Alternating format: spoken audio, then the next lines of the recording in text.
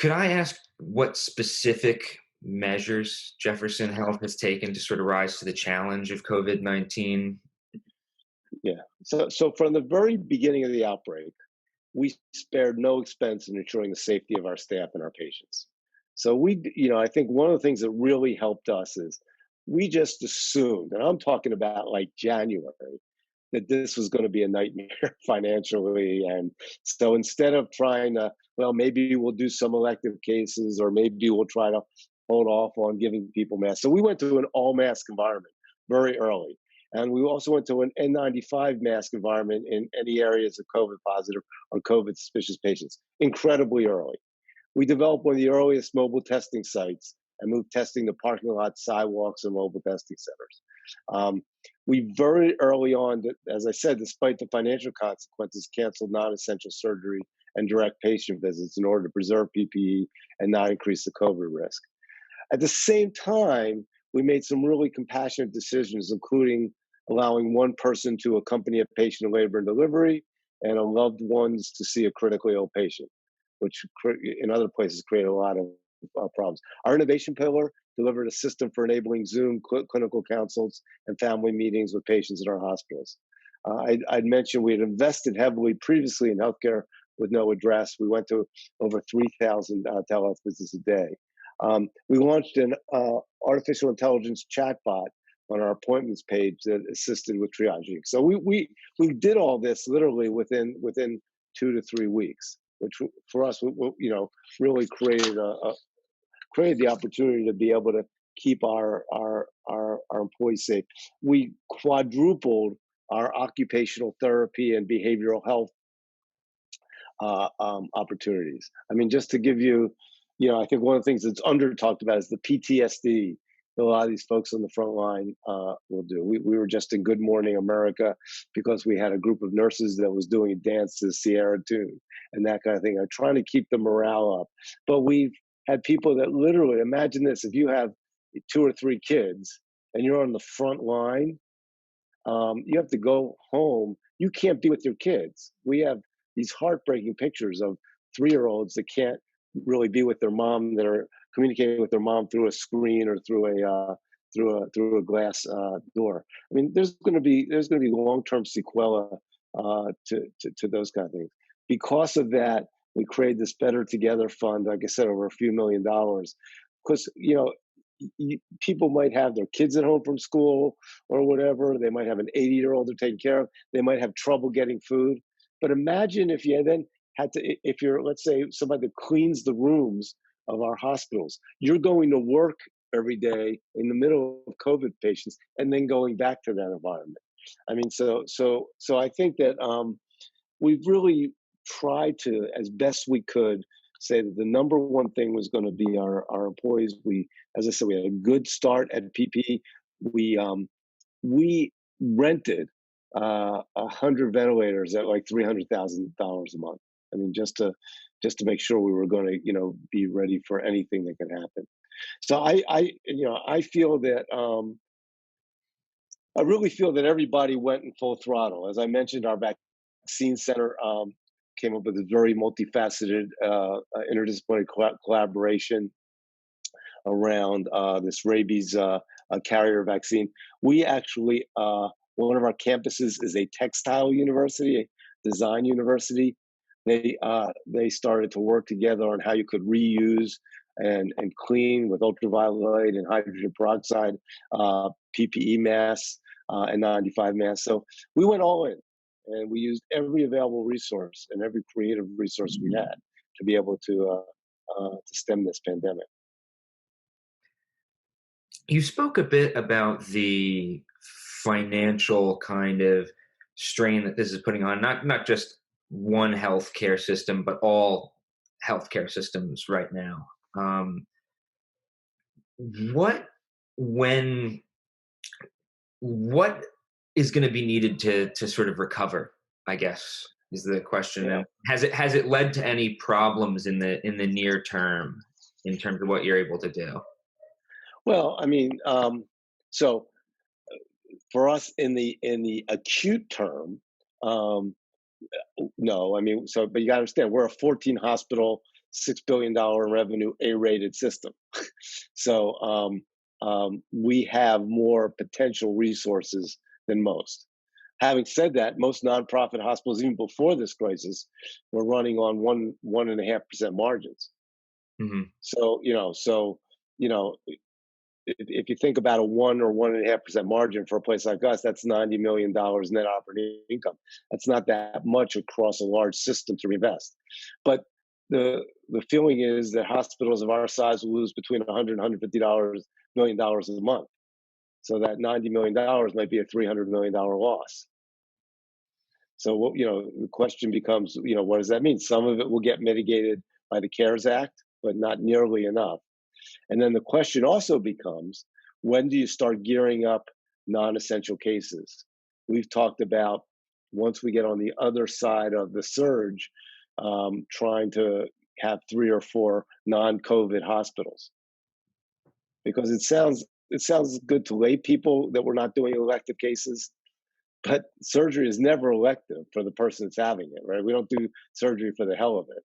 So if you need a hip replacement, that's we consider that a non-essential surgery.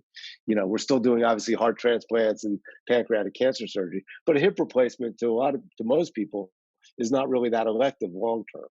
So the quicker that we can get those cases, being done in a way that preserves PPE and doesn't put healthcare employees or the patients at risk, the better chance we'll have of getting out of this. If it goes much longer, then you're going to, I think, start to see mass layoffs and furloughs across healthcare. Remember, healthcare is such a huge part of the employee. Because you're in New Jersey, I look. We have 3 hospitals in New Jersey, and I think something around 30% or 35% of the employees that are people employed in New Jersey are in a healthcare related field.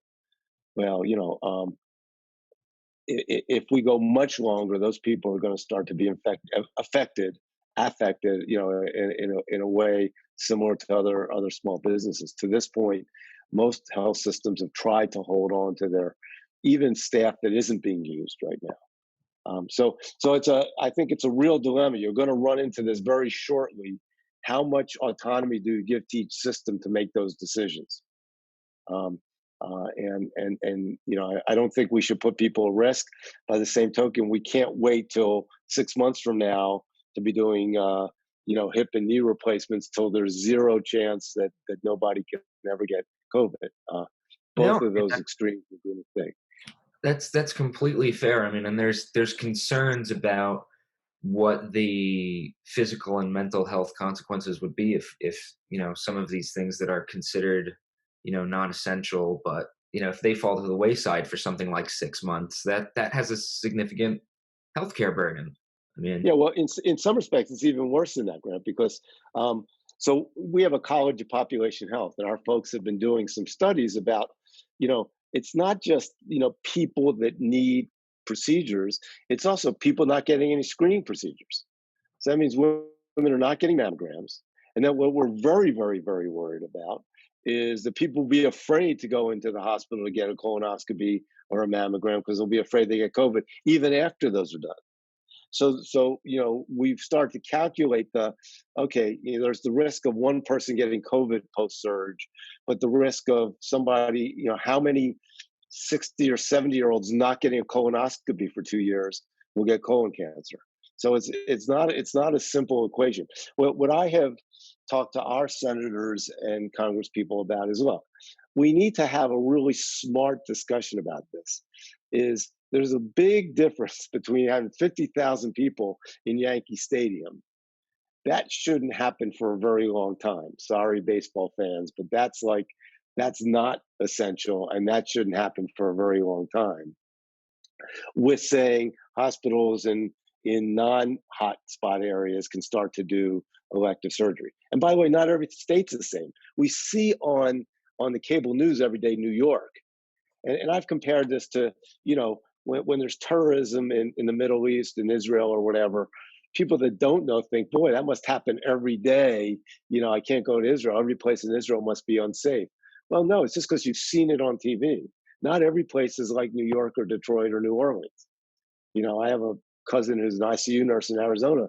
They're sitting there with their hospitals 30% full with almost no COVID patients. Now they might get a surge a little bit later, but let's say they don't. Then again, we have to treat those states and those municipalities differently than obviously New York or Rome, those kind of things. So I think we're going to need a level of customization and being smart about public health, economic health, and other health. That isn't just, oh, if you think we should open up anytime before there's a vaccine and we shouldn't socially isolate till a year from now, you don't care about public health. No, that's not true. By the same token, it's not helpful to say on April 30th we're going to open everything and let's play baseball. That's not smart either. So I'm hoping that our legislators are getting together and talking to the right folks. Right. I mean, so often, excuse me, so often it is presented as an all or nothing Right. kind of choice that we're facing in terms of balancing the priorities here. But I don't think that has to be the case either. No, I think, look, I think when you look at, I mean, one of the things that we should really do is look at countries that have been successful in managing this. And, two that I've looked at are Japan and South Korea.